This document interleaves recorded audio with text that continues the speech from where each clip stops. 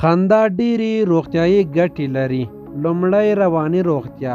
خندا د ذهن د فشار او اندېښنې کچه راټیټوي او عمومي خوشحالي زیاتوي. دوهم فزیکي روغتیا.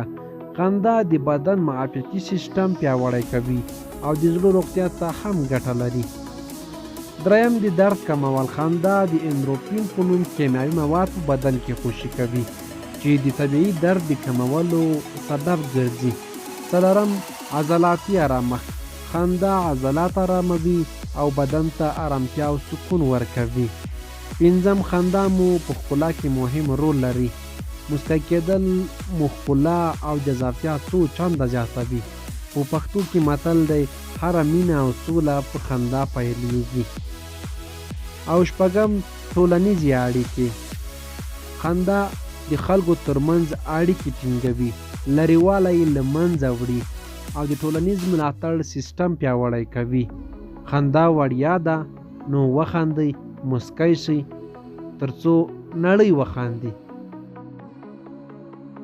په ټوله کې که ووایم خندا د جسماني او روحي سلامتیا لپاره ډیره ګټوره ده. خندا وړیا ده، وخاندئ او بیا هم وخاندئ ترڅو نړۍ وخاندي.